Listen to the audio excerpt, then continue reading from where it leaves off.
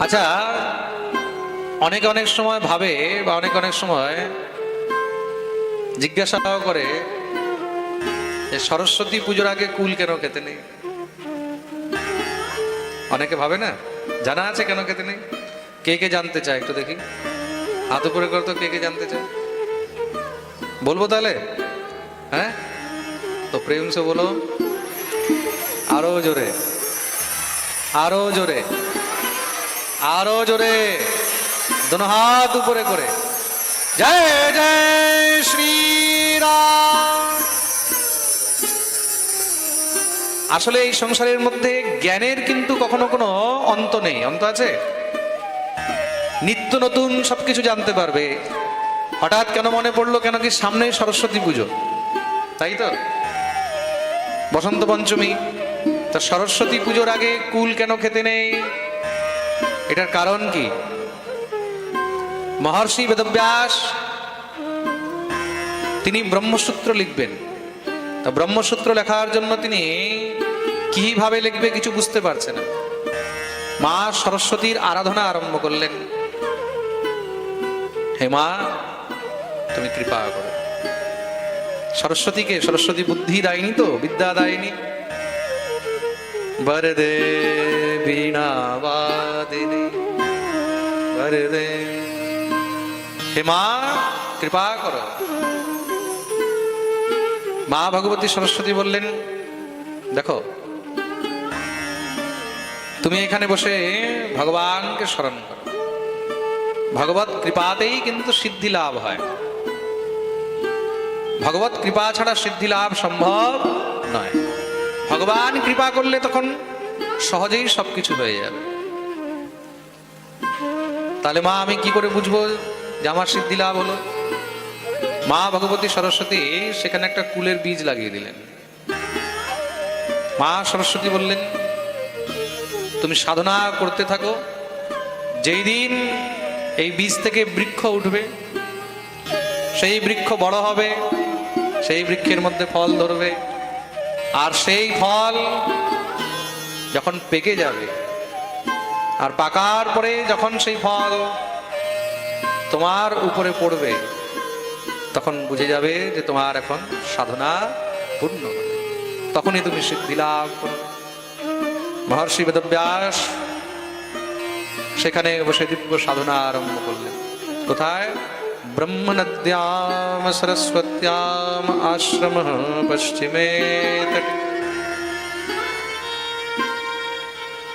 ব্রহ্ম নদী সরস্বতীর তটে, মা সরস্বতীর ভূমি সেটা। মহর্ষি বেদব্যাস সাধনায় রত হয়ে রয়েছেন। সেই বীজ থেকে গাছ উঠেছে। গাছ আস্তে আস্তে বড় হলো। বড় হতে হতে মহারাজ দীর্ঘদিন পরে তার মধ্যে একটি ফল ধরেছে। কত আশ্চর্যের বিষয়! একটা গাছে একটি ফল ধরেছে। সেই ফল আস্তে আস্তে আস্তে আস্তে মহারাজ এবার পাকতে লেগেছে। বেদব্যাসের সাধনা অনবরত চলছে। বেদব্যাস সাধনায় রত রয়েছেন। দেখতে দেখতে দেখতে দেখতে হঠাৎ করে একদিন মহারাজ মাঘ মাস শুক্লপক্ষ পঞ্চমী তিথিতে ব্রহ্ম মুহূর্তে সেই মহারাজ বৃক্ষ থেকে পাকা ফলটি বেদব্যাসের মাথায় টপ করে পড়েছে।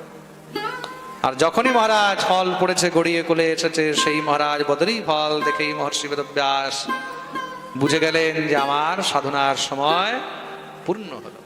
সঙ্গে সঙ্গে মা ভগবতী সরস্বতীকে প্রণাম করলেন, ভগবানকে প্রণাম করলেন। প্রণাম করে ব্রহ্মসূত্র লেখা আরম্ভ করলেন। কি লেখা আরম্ভ করলেন?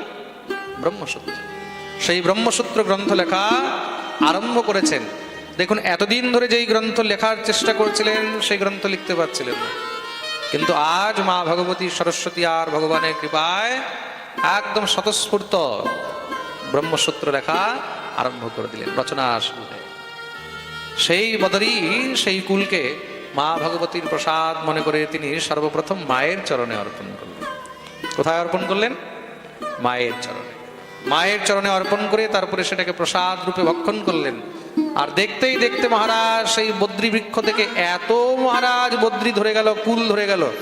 ঝড়ঝড় করে মহারাজ তার মধ্যে কুল ধরল। তার থেকে আস্তে আস্তে চারদিকে আরো মহারাজ কুল বৃক্ষ, আরো বৃক্ষ বাড়তে বাড়তে চারদিকে কুলের বন হয়ে গেল। তার জন্য তাকে বদ্রীবন বলা হলো। কি বলা হলো? বদ্রীবন, বদ্রিকাশ্রম। সেই দিন থেকেই বসন্ত পঞ্চমীর দিন মা ভগবতী সরস্বতীকে সেই কুল, সেই বদরী ফল আগে অর্পণ করা হয়। আগে কি করা হয়? অর্পণ করা হয়। আগে মাকে অর্পণ করে তৎপশ্চাৎ সেটাকে গ্রহণ করা হয়। বলিয়ে সরস্বতী মাইয়া কি জয়, জয় শ্রী রাম। তার জন্য মা ভগবতীর কৃপায় সেই বদরী উৎপন্ন হয়েছে বলে তিনি বিদ্যাদায়িনী, বুদ্ধিদায়িনী। তা মা তার মানে আদেশ দিলেন আজকে এটা আমাকে অর্পণ করিবে। তার জন্য সেদিন থেকে বসন্ত পঞ্চমীর দিন মা সরস্বতীর আরাধনা করা হয়। কার আরাধনা করা হয়? সরস্বতীর। মহর্ষি বেদব্যাস পুজো করলেন। পুজো করে এবার মাকে বদরী মানে কুল ফল ভোগ লাগানো হয়, অর্পণ করানো হয়। অর্পণ করে তৎপশ্চাৎ সেটাকে প্রসাদ রূপে খাওয়া উচিত, তারপরের থেকেই খাওয়া হয়। বলিয়ে ভক্তবৎসল ভগবান কি।